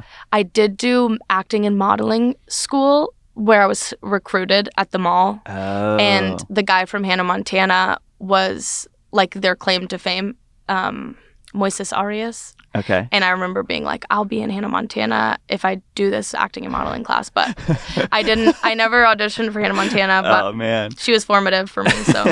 I mean, yeah, she's an icon. As someone who moved to Nashville at a young age to pursue music, I imagine you had a lot of like odd kind of weird jobs trying to make it in the industry. Definitely. Do you have a best and worst job? Yeah. Best job, I nannied. So I love kids. Like I said, my inner child is very alive and well. And so I've always nannied for families. So nannying is my favorite gig. Just think kids are cooler than adults half the time. Obviously, yeah. And yeah, worst job. I was working at this kind of like bar and grill outside of town, like a little bit outside of town. And I had to wear like those like skin tight, tops and carry around Jell-O shots for... And that wasn't fun for you? Jell-O shots to Rocky Top every time Tennessee made a touchdown. And as you can imagine, like the demographic of places like that. And the day I quit was when I got followed into a bathroom and the door closed and I had to like fight a drunk man out of the way. So it was the bar and grill days were the worst, but all was well. I was like, I actually can't work here anymore. Right. And I left. Yeah, that's super scary though. Yeah. Oh my gosh. So, but yeah, I won't be ever bar and grilling it again. But I did meet Gretchen Wilson there, who wrote, so that's the artist who has, I'm here for the party. I don't know if I know this song. Country. I probably do. I don't Also, think... Redneck Woman. Okay. I'm a redneck okay. woman, I know. Yeah. So I met her. She came That's to the super bar and cool. grill. She lived in the little town. You served her She some was Jello rowdy. shots. She was very rowdy. That's awesome. How would you describe the music scene in LA compared to Nashville? It's interesting because I have to try not to romanticize my time in Nashville because it was like just kind of a different phase of my life. Like I said, I'm really grateful that I was in Nashville at the beginning of everything because I do think LA would have been intimidating for me. And I think there's a little bit of everything in LA, so it's hard. Like, it really depends on which scene of people you're around and who you surround yourself with. If you're like in the pop writing scene, it can be a little uninspiring at times, or like there's just different scenes that you just maybe don't feel aligned with, but there's a lot in LA. Nashville just felt a little bit smaller and more community driven. Yeah. And I think that's also a social media thing that's kind of happening is people are spending so much time on their phone. There's like a little bit less community in general. Yeah. So we have to factor in time that I spent there. But yeah, Nashville was just kind of like any kind of show I went to, I was going to see all 50 of my friends that I play with, and it was fun. There was like a lot of camaraderie where we all played for each other for free, which was really fun. So it was like, you know, I would play like 4 shows a month and have a completely different band of friends of mine for each one, and we would just have one rehearsal and just do it for fun. That's so cool. So I feel like the camaraderie is there. In LA, it can sometimes be a little bit like every man for himself. But there's a lot of beauty to it because there's a lot of opportunity and a lot of like historical like venues and cool stuff I still have yet to see because I've been here for like a year. Right. Yeah. What's the dream venue for you to play in both cities maybe? So the Ryman Auditorium in Nashville is my bucket list. I've seen so many of my favorite bands there. It's a gorgeous sounding venue. It's like a old church. Oh, and so cool. the acoustics are just stunning.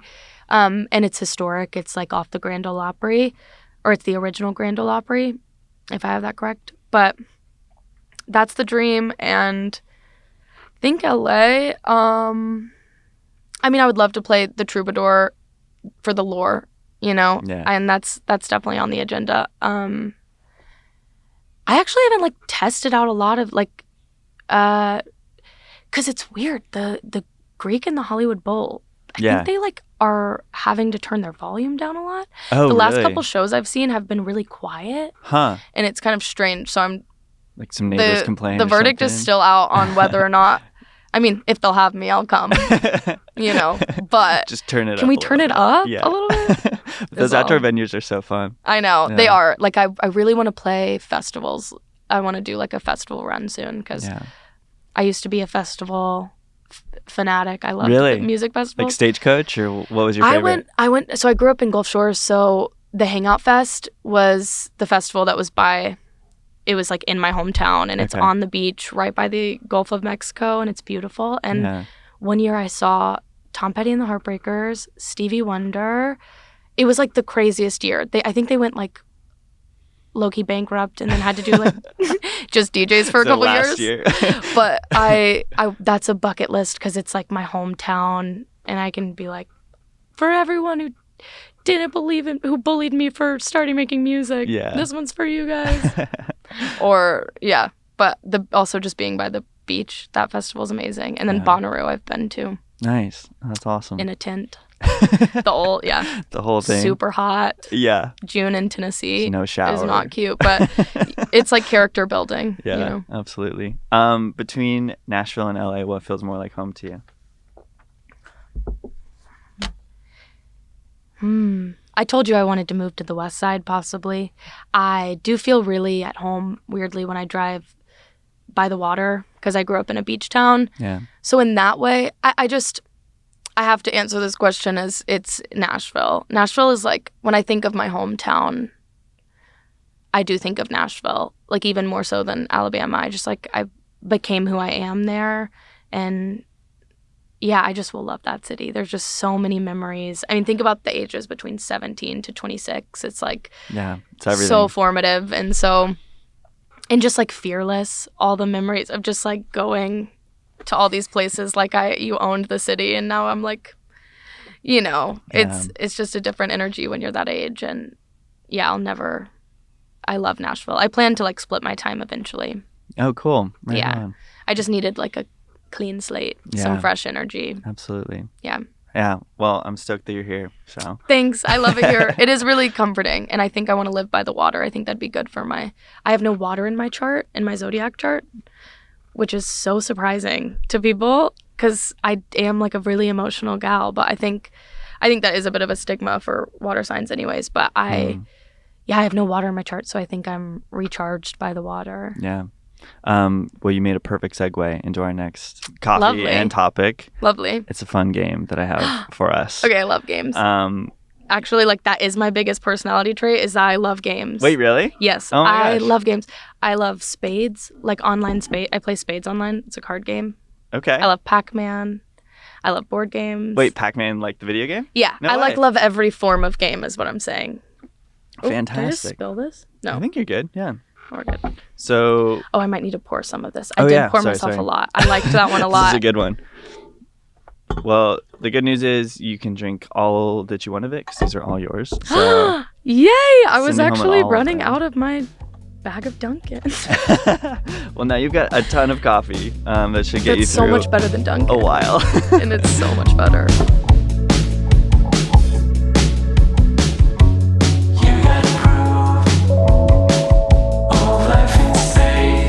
While you pour yourself some of this one. This is a local LA roaster called Good Boy Bob, another coffee shop named after a dog. Bob is a dog, I think.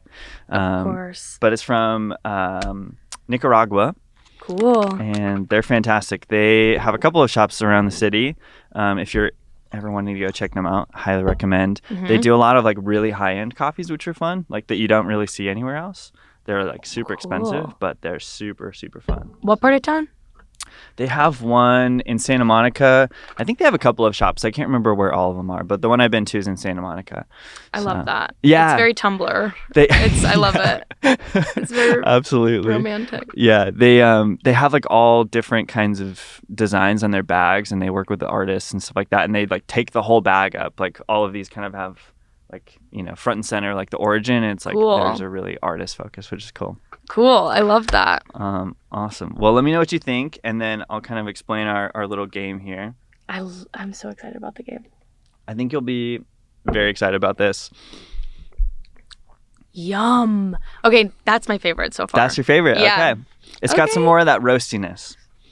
Yeah, it's like, tastes like coffee is what I was about to say, but like I said. Fantastic. Not a sophisticated palate. No, it's great.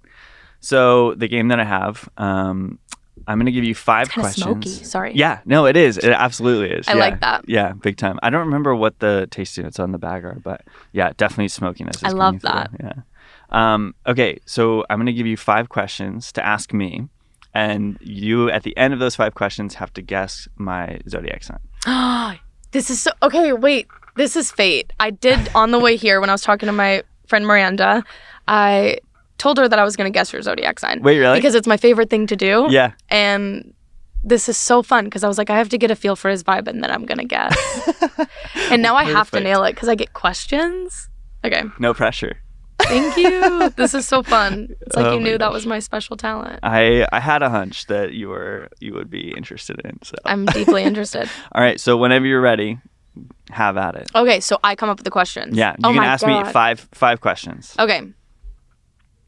What is your ideal Sunday day off? I love a slow morning.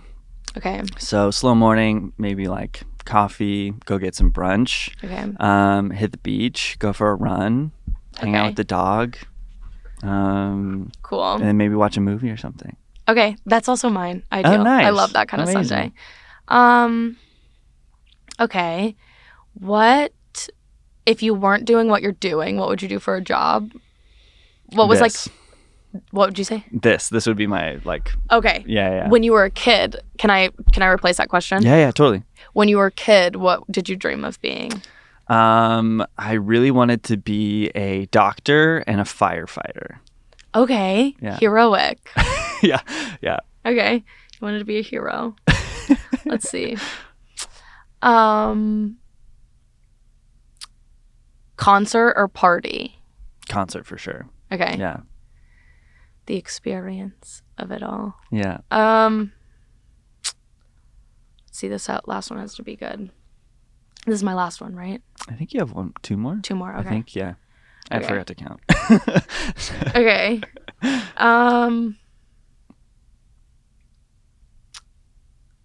Do you have any quirky hobbies? Yeah, tons actually. Okay. Yeah. So Tons of quirky hobbies. roasting coffee honestly was like a quirky hobby for a long time until this last year when I started selling it. Okay. What else? Film photography. Big into shooting film. So I creative mini hats. Yeah, I run a lot. Okay. Rock climbing. Are you? You ready? I think so. Okay. Are you a Sagittarius? No. Okay, I still have one more question. Yeah, I was gonna say Okay. we're not done yet. So, I also like climb mountains. Like I like to do. It's called Okay. mountaineering. So like, Okay. you spend a ton of time on like a glacier, which is Okay. kind of weird, but yeah. A glacier. That sounds like a really fun time and also kind of scary. Yeah, it's both. So it's for giving sure. brave. That's why I said Sagittarius, because I was Okay. like, he loves life experiences and traveling. Yeah, yeah. But also, I have to point out that your sun sign it's like your operating system. Right, And so right. all of the details of you could be a Sagittarius rising, which I am putting money on maybe. Okay. I'd like to see your chart. Yeah, I actually think I have it somewhere. Like a friend of mine did it. I feel like for- maybe you have a Sagittarius placement, but Okay. that's not me just like covering all sides. Okay. One final question. Last one.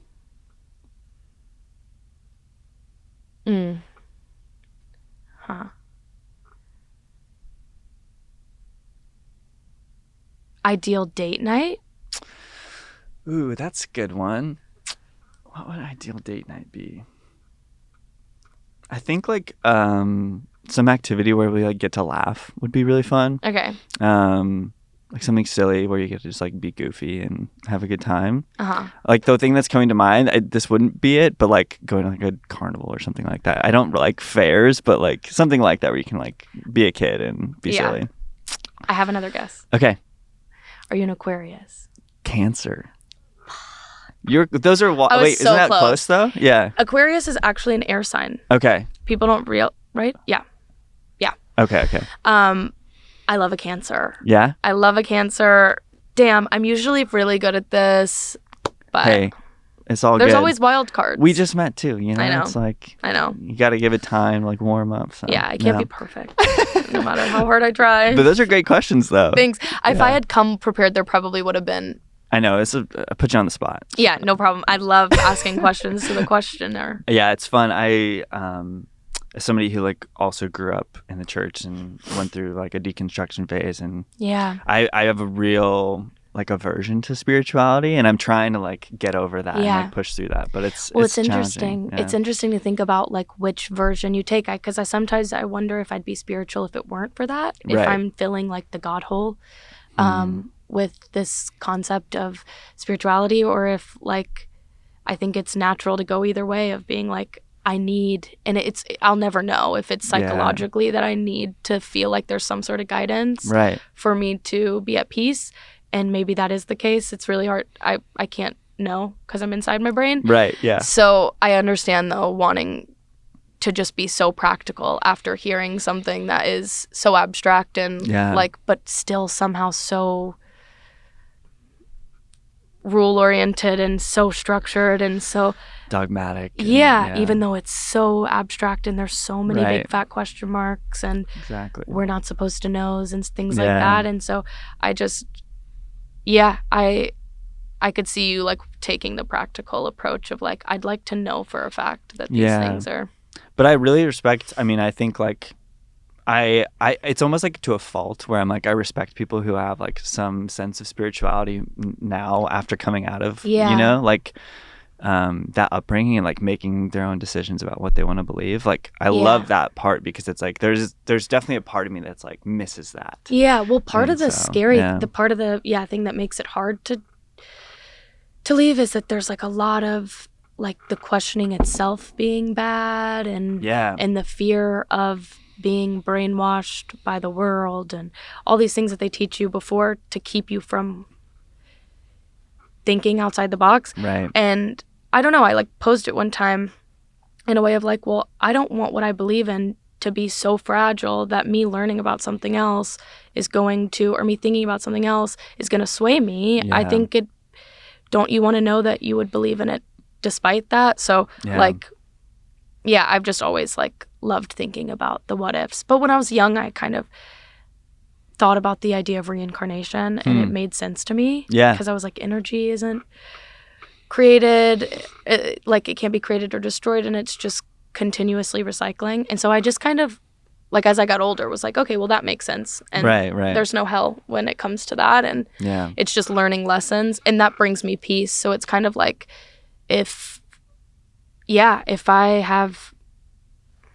that's how I feel about religion in general. It's like if it makes you a higher vibrational person and it makes you feel good and create good and be good, then I'm all for it. Like I don't care what form you get it from. Yeah. It's just that unfortunately a lot of those organized religions come with like shame and guilt and a lot of low vibrational things that are not helpful to you as a person or the people around you, because people who are in shame hurt people and judge people, and it's just like that's where I have to argue, you know. Yeah, exactly. It's like this isn't helpful. You can't sit quiet. Yeah. Totally. Awesome. Well, I'm so stoked to hear more about that because like like I said, there's like a curiosity there, but like where were you from? Fight it. Boise. Okay. Boise, Idaho. So I think kind of similar, like reading about some of your stuff that you were like write about in your songs like resonates a lot with my experience growing up. Smaller town and definitely like very God and country kind of vibe. So I've never been to the Midwest. It's Mountain West. Oh, Mountain West. Yeah, okay. I know. Well, no, because everyone mixes up Idaho and Iowa. That's certainly what happened. Yeah. You're not the only one. Go with they that. have bumper stickers that are like the shape of Idaho, and they say Iowa on it. Okay, that's funny. Idaho is the potatoes. Yes. Yeah. Okay. Yeah. I know. So it's a weird one.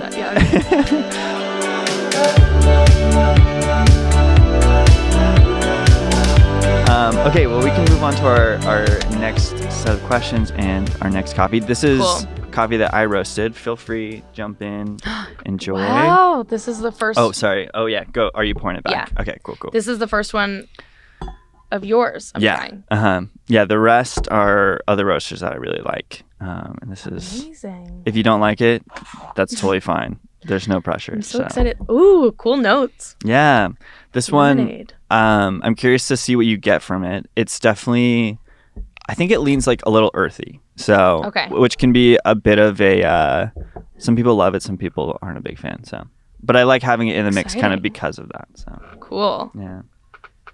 I have so many questions for you, but I can't abduct this interview. About your coffee making. Yeah, please have at it. Yeah, I mean, so you said it was like a hobby that you had. Yeah. What kind of like space do you need to roast coffee? Yeah, my roaster's small, thankfully, so not a ton. So for a while, I bought it. Oh man, it's like kind of a weird thing. So it's kind of hard to like buy a coffee roaster. Mm-hmm. They're like usually really big, and the one that I have is like smaller. But even that, like I had to like wire transfer money through like a sketchy, totally like TransUnion or something like Western that. Union is Western how I got my fake ID. Yeah, exactly. So it was like that, and then it was like shipped in from like Taiwan. So I'm like, maybe I just threw $5,000 away. I don't know. Right. That was risky business. Yeah. So I was like, well, I want to learn how to roast, and like I don't know how else to do it other than just like try it myself. I'm so glad you didn't get ripped off. Yeah, same. I very stoked that it showed up. But basically, I bought the roaster and then just like learned how to do it. Taught myself how to do it. Sorry, I just have to tell you how much I love this. You like it? I love this. Awesome. I'm so stoked. Whoa. It has such a like, it's just so full. It has so much flavor. It's amazing. Yeah. I really have been drinking like kind of flavorless coffee my whole life. I'm realizing there's like so much here. Yeah, it's really, this one, I think, complex is like the word that really comes out. I definitely get the earthiness. Yeah. Each taste is like a little bit different for me. But yeah, it was like 2 years of roasting just on my balcony in my apartment with this roaster. And then was like, okay, like literally giving coffee to people, being like, tell me what you think. Hopefully you like it. So cool. And then I got to a point where it's like, I feel like it was good enough. And so then I would like rent a commercial kitchen and just like roast under one of those like giant hoods. Cool. Yeah. Would you get the beans? So do you source the beans and then roast them and then have the process? So it's kind of interesting because like it's like coffee from all over the world. This one's from Kenya. So what there is, they have this like this whole section of coffee called like green buyers. And they basically work with individual farms to like import their coffee and bring it into people to be able to buy it for roasters and stuff like that. Cool. So, yeah, it comes like a little seed. And then you roast it and it looks like coffee. So this is impressive. This Thanks. is a lovely flavor. Awesome. I'm so stoked I'm you like it. excited to make this for my friends. Yeah, absolutely. Okay. So this next set of alcohol-y, like in a good way. Yeah. Like it has like a little bit of like a whiskey burn. Like it reminds me of drinking like a do you like whiskey? Whiskey neat. It's my go-to drink. Same. I Okay. love just like a whiskey on the rocks. I think that might be like the litmus test for this coffee. Is if like you like whiskey, it's like a good. That checks because I love just whiskey as it is, and this does have that kind of like body and that sting. Yeah, that absolutely. I like from whiskey. Yeah, big time. So this next set of questions is I've kind of labeled it like upbringing and real talk. So if there's any questions you don't want to talk about, that's totally fine. Cool. We'll just cut it out. So appreciate it. Try not to go too personal or too deep, but sure. if anything is too much, I did tell you that is my Achilles heel, so we will see. Okay, so in my research for this interview, never mind. We're good. I was like, we already talked about this, but I was like, we weren't recording. Okay. So, so in my research for interviewing this, I kept finding that your name was Charleston on like all of like these pages. Mm-hmm. Is somebody trolling you? Like, what's going on there? Yeah, no. So the rumors are true. That is my name. My mom was going to name her daughter like something completely different, wasn't expecting to have kids, had a dream she had a little girl named Charli, woke up and found out she was expecting me, and so she was like, I guess she wants to be named Charli. And then my grandmother was like, well, we have to give her a proper Southern name, so they just named me Charleston. And I was the first one to actually go to one of the Charleston, South Carolina. Yeah. But yeah, it's a place, not a name, but it is my name. So stop correcting the docs. We can let it happen. Yeah, it's fine. It is my name. I just don't advertise it very much. Right. It is true. Yeah. Well, I think it's cute. I love it. Thank you. So when you were leading worship in church, were you able to kind of like develop your own sound or your own kind of musical identity, or was it too restrictive of a space to be able to do that? I don't even know that I was concerned with that at the time. But I will say, I think I really loved the drama. The songs were really lended themselves to being like dramatic, and the big tom drums and all of that was swelling really emotions. Up my alley. And I think you can maybe hear it in my music. You kind of can only get so far away from where you started. So which was essentially kind of like one of the reasons I stopped, was because I felt like it was like performative, a little bit too much performative for the purpose of what it was supposed to be. So, I remember feeling like I was like manipulating people a little bit, like by being like, get in your feel. And I get that it can be like people can do it with the right intentions, but I did feel like a little bit weird about it. So, totally. But yeah, the drama, that was the beginning of that. I know. It's like, it's infectious. Like Oceans. I know. It's still like, I'll hear some of those songs that like, I don't believe anything that's in those lyrics anymore, but like they still like will just like They're really beautiful. hit you. Yeah. Yeah. That's crazy. What was your experience like leaving church? Slow and quiet. I was in Nashville, and I was so afraid to accept it that I didn't believe what I used to believe. I like spent so much time being afraid of the moment I didn't believe anymore because I felt like I was doomed and damned. Yeah. So it was like really, I was up crying a lot. It was a lot of fear. And then I think when I realized that it just didn't make total sense to me and that it felt safe and it felt okay and that I could be good while not, I don't know, I think the more I realized that I was a better person because of not feeling that shame and that guilt and those fears and like living in that, it just was like safer and safer to question. But yeah, it's not been easy conversations either because again, like I said, I encourage any beliefs that anyone has as long as it's safe for them and helpful. But I've had some really difficult conversations with family members, like, and just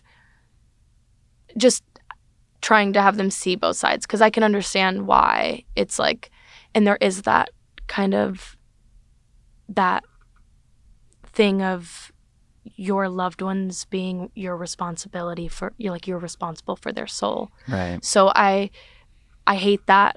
I have people in my life who I hate that they feel as though like my soul is like their responsibility when it's like I am good, Yeah. And we can think two different things and have the exact same outcome and have the exact same approach to life, but just the technicalities are different. Like what I believe is just different. Right. So yeah, hard conversations, but yeah, totally. Yeah, once I stopped believing in hell, it was really easy. Yeah. Because I was not afraid of suffering anymore. Right. So, or admitting to yourself what you were feeling. Yeah, it just didn't make sense. And I was like, okay, no one's going there. I'm not going there. Yeah. It's okay. Totally. Yeah. I know that you've talked a lot about like your song Cheer Captain, and even like your time leading worship in some of your songs. What was it like making the decision to leave that life and kind of like leave it behind you? Was it freeing or was it scary? Like I know you talked a little bit about. Yeah, it was so scary and it was sad. I like really, so Cheer Captain was about how much I just wanted everyone around me at all times to be at peace and I was deeply a people pleaser and I didn't want to disappoint people and I felt like I could adjust my personality just so to make it easier for this person and still live in my truth, and that was not true or possible. And so when I did decide to be open, it was a big shock because I had made it like so easy to think that I was this perfect version because it was like little tiny adjustments here and there where you're like, I know this person wants to hear this and they want to hear this. So I made these like small adjustments, but when I was finally like vocal, and it makes me regret the years of people pleasing because it was like, now there was this thing of like, you used to be like this and now you've changed and what's happened? And it's like, well, really it was slow. I just didn't show anyone. Right. Until I put out an album, and there was a more graceful way to go about it than I even did, but I didn't know what to do with those feelings. So I look back a lot and I'm like, I wish I had prepared people or like been more graceful about it. But I just was feeling like desperately constrained / opening up. I just started therapy when I definitely needed it long before that. Yeah. And so it was just all these things were coming out and I just had this like energy that had to get out. And so that's why I wrote Bullseye the way I did. And I always wish that sometimes wish it was like a little bit more of a graceful process, but it goes the way it goes. And I learned a lot from it because I don't know that half the time people were even asking me to adjust. I just was and wanting to give them what they wanted to hear. And so Cheer Captain was the beginning of me realizing that, and that so many avenues in my life led back to that one problem. Like validation from men, validation from other people because I didn't trust my own internal validation. It all led back to like, is this okay with you? Yeah. Do you find me okay? You know, and I'm still working on it all, but that Yeah. was the catalyst for sure. Totally. I know you probably talked about this a million times, but your first interaction with Justin Vernon of Bon Iver. So I won't ask you to like kind of recount that story. But do you guys still keep in touch? No. Well, I would. I haven't seen him. I can't wait until we run into each other at a festival or a show or something, and I'm able to be like, "Hey, remember me, Bullseye?" Because it was just, it was like a very serendipitous thing. He was at the bar that my friends and I always went to, and we would play darts. And long story short, I was like, that's Justin Vernon. I'm not going to say anything because he is a mystical figure. And we ended up just chit-chatting though. And like, he asked if I wanted to play darts. And because he like walked in and was like, I didn't meet you yet. I'm Justin. We started chatting, and then he wanted to play darts, and my first two were Bullseyes. And so he was like, okay, Bullseye. And then we ended up bonding and talking about songwriting and all this stuff. And then I told him, I was like, by the way, 22 Million is like my favorite record ever. And he was like, oh my God, you know who I am? And I was like, well, first of all, you are wearing your own merch. But second of all, yes, I do. Wait, seriously? Yeah, but it was God, cool that's merch. So funny. It's cool merch. It was That's like a cool abstract hoodie in very Bon Iver fashion. Yeah. So, and I ended up hearing the unreleased record that night. It was sick. It was such a crazy, crazy time. But yeah, that was a one time. I like woke up the next morning and was like, did that happen? Yeah, right. Was that real life? So yeah, we haven't recounted it together yet. Someday. Yeah. Awesome. So I remember hearing at least a part of that story that you, like, part of the reason you came over was because you were talking about theology. What were you talking about? He was like, I didn't meet you, I'm Justin. He was working with, I think he was recording with someone who was a Satanist, which I hadn't like learned a lot about. I didn't know a lot about. So we were just in a conversation about theology.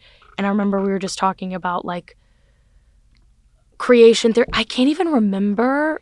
Like the night was so crazy. I just remember saying something about what I had studied, because I studied a lot of theology early on when I was kind of trying to make sense of it all. Yeah. And so there was a lot of random tidbits that I knew. And so we were chit-chatting, and then I said this thing, and he was like, that's pretty cool. You want to go play darts? Nice. And I was like, yeah. So yeah, we had a small chit-chat. I can't even remember what it was about, but about theology. That's awesome. Yep. Okay. So I've heard that you talked about, obviously, in a couple of your songs, how you're a people pleaser or recovering people pleaser. Yeah. What are some of the things that you've done or do to kind of help get you out of that headspace or work through that? I think I'm dealing with the like residuals of it right now.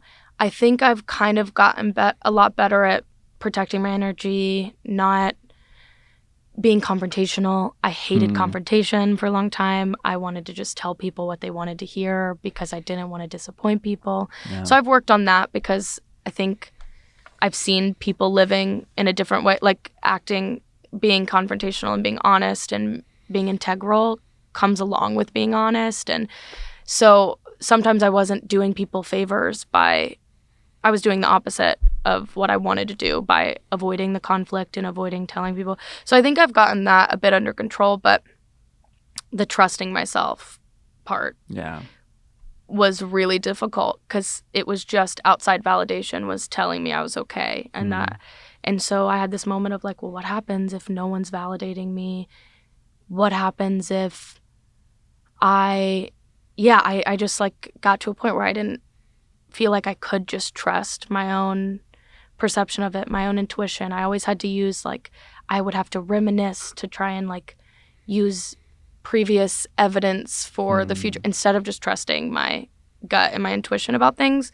And funny enough, the only time I've ever regretted anything in music is when I went against my intuition. Times where I was like, this isn't the right song for this, or this isn't, I want to take this part out, but someone's telling me that it's really catchy or whatever it is. And I would go against my intuition. And those are the times that I've been I've had regrets, and the only time. So I use that as evidence of well, at least you can't be mad at yourself if you listen to your intuition. And Right. odds are it's leading you to the right place. So that's what I'm currently working on, is just trusting myself and knowing that it's okay. Like, I don't need 4 people to tell me I'm killing it, Yeah, you know? And when you're an absolutely. adult, people stop telling you that you're Right. killing it. Right. They just, you know, like, you got to find your hype men. But, like, yeah, when you're a kid, everyone's like, you're amazing. Because it shocks them. But then you're, like, in adulthood and you're just like, I've been doing this for 10 years.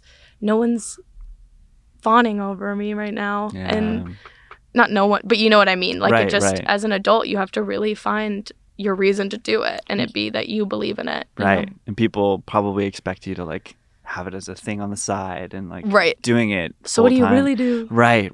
So yeah. Yeah. Well, that's awesome. I know you've got it from here. So Yeah. Thank you. absolutely. Clever. Very clever. All right. Are you ready for our last coffee? I would love it.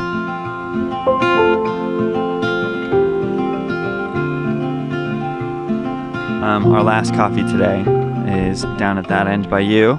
It's in Ethiopia from a roaster called Partners, and they're based out of New York City.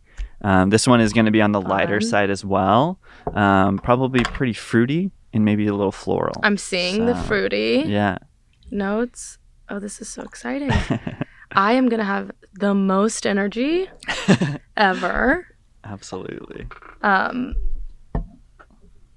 These are definitely the most fabulous coffees I've ever had. That's so great to hear. I'm so just stoked. used to coffee taste. Like, it tastes like coffee. Yeah. This is, There's a lot to digest. whoa, this smells interesting. Yeah. This has, like, a really cool smell. Mm-hmm. What are you getting from it? Shit, I don't know. No wrong answers. It's, like, going away. It's like, I don't know, like apple, like I'm getting, like, Yeah. Like kind of apple crisp. cider crispy. Mm. Yeah, let me taste her. Yeah.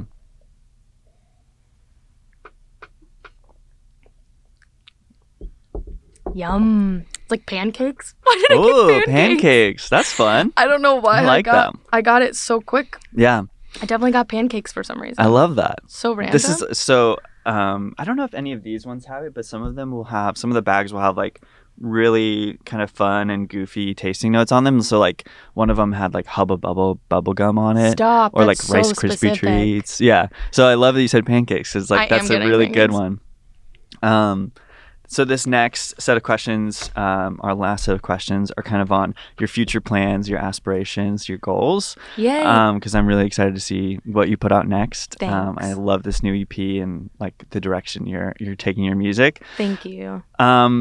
So I know that you released your debut album during a weird time during Yeah. the pandemic, and didn't really get to like tour in the same traditional sense. Yep. Is there any plans for a tour coming up for like maybe the EP or another Yeah. one? I would love to, as soon as it's the right fit. I'm wanting to support someone on tour. And so, yeah, it's kind of like what opportunities arise. But yeah, I'll be looking for something. I mean, I'm actively looking. I'm playing some local shows. When the album comes out, I'm sure we'll book like all major cities headlining shows, and hopefully it's just that touring costs so much money, and you Yeah. have to like, I'm in album mode and I don't have unlimited resources, so I have to be like really smart about it. But yeah, I'm really itching to tour like as soon as possible. Yeah. I miss it. It's like my favorite thing about music and playing for people. I'm a Leo, so Yeah. love Gotta to perform. We love to perform. My partner's Aaliyah. Okay, really? Yeah, okay, yeah, Leo yeah. Cancer's precious. I love that. Oh, really? Oh, that's Yeah. awesome. Do you have a dream artist that you want to work with? Yes. So I'm going to do a cover EP, Mm-hmm. and it's going to be like all of my favorite songs, like any song that's like touched me on a deep level, and do it in kind of my style. And so I already have like 6 songs I've chosen for the first kind of batch. I want to keep doing it, but I want to get them all. I want to get as many of them to feature on it as possible. So like I have a lot of active manifestations of heroes I want to work with. I would Okay. love to write with the Weepies, my favorite lyricists of our generation. I would love to sing with Adam Duritz of the Counting Crows. I think he just sounds like he's crying when he sings, and I love that. So yeah, I'm like asking everyone I know in LA if they know Adam Duritz, so that when that cover comes, put the shout out for hey him. Adam, do you want to sing? This will be foreshadowing for when Absolutely. there is a song out. And then I'd love to tour with the 1975, favorite band They're ever. amazing. I actually made some songs with the bass player of that band. We Really? like had 3 weeks in the studio. It was like the coolest experience ever. And he had just started production. This is the first time I'm telling that out loud. That's so I haven't cool. said anything about it, but because I want the music to be finished. But yeah, we wrote during like the end of a burnout. So there's a lot of like really emotional songs, and he and I had just like a really good time working together. So Yeah. that was like part of my fulfilling of my manifestation. That's so sick. It was really cool. But yeah, I would Wow. love to tour with them.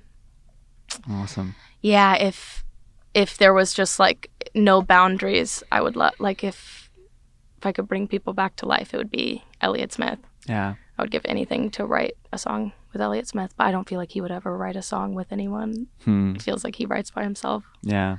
You never know. which I respect. Yeah, totally. I will never know. Yeah, exactly. Unfortunately.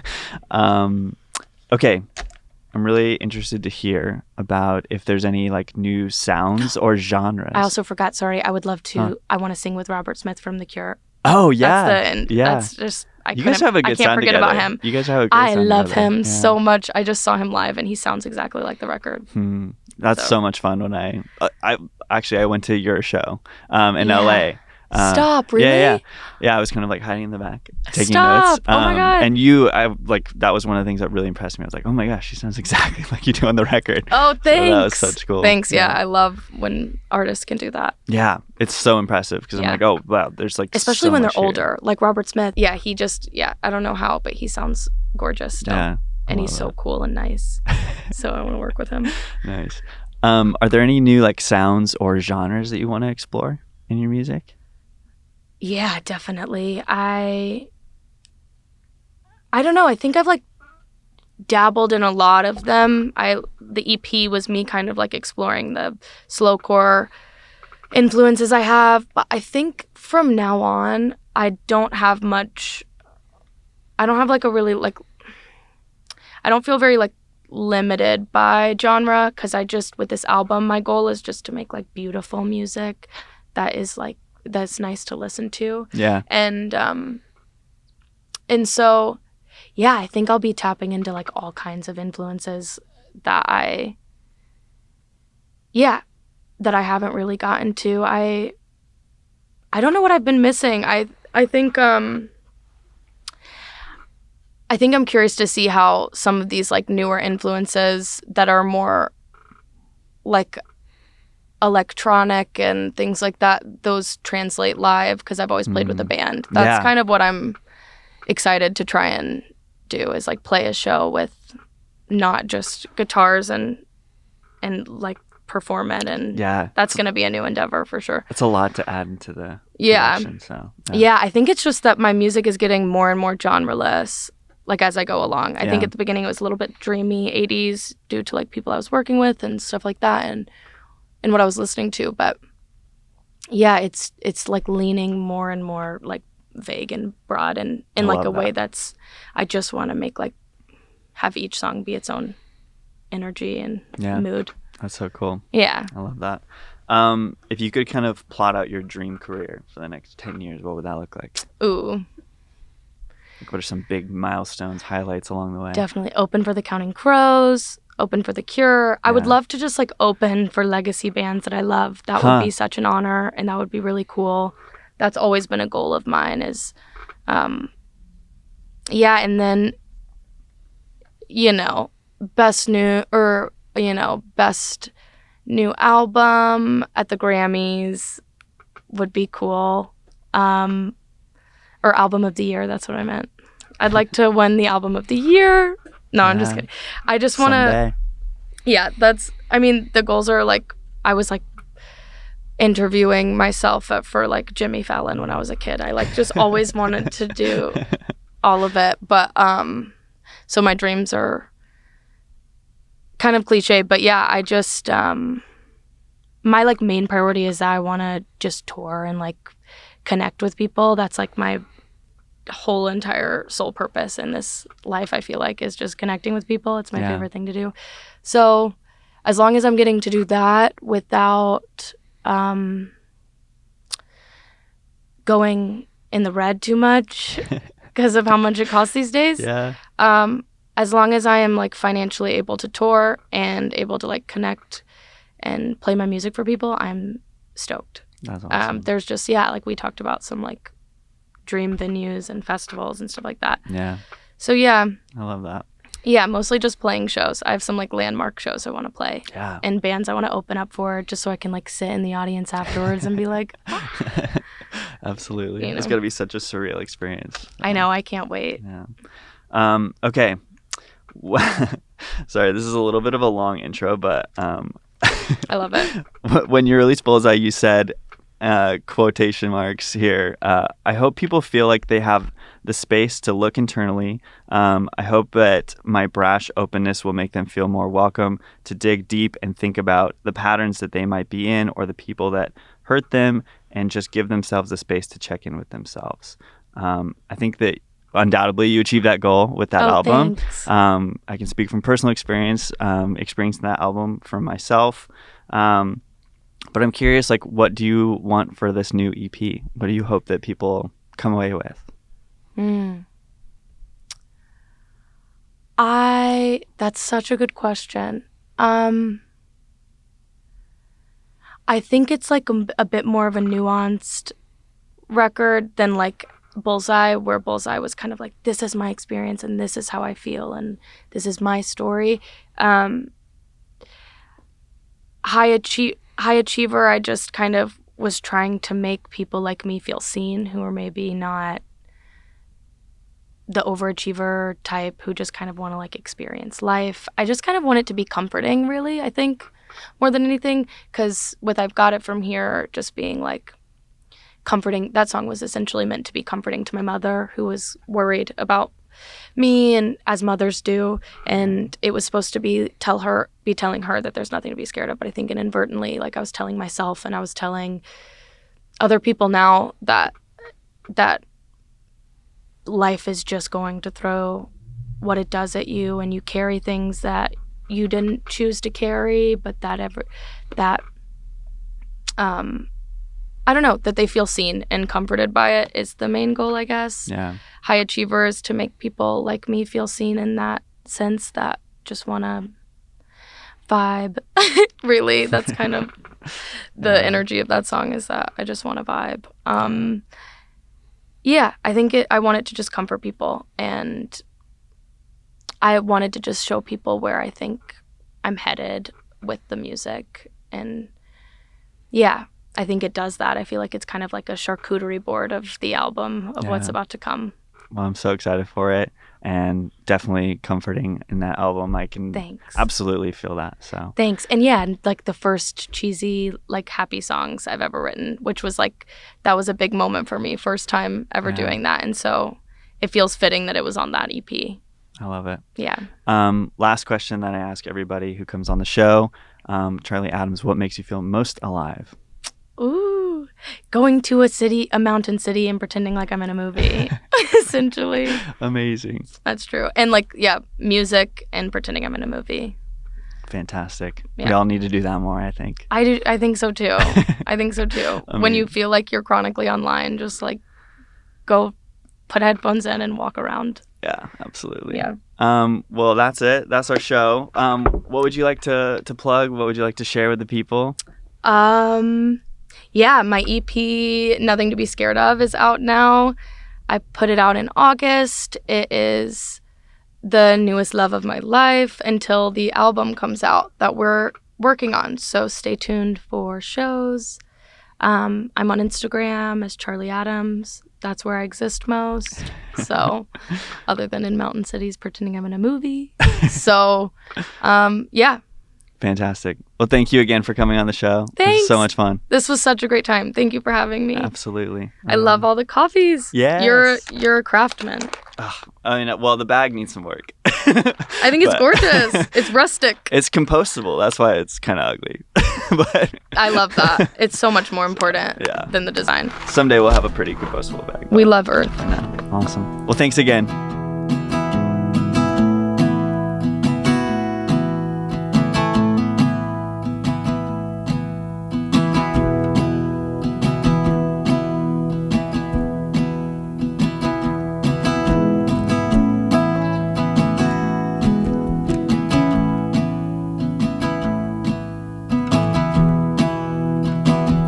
We're done. Sweet. How was that? That was so fun. Look at us. Oh my gosh, it's been a whole hour. Miranda's gonna be like, girl,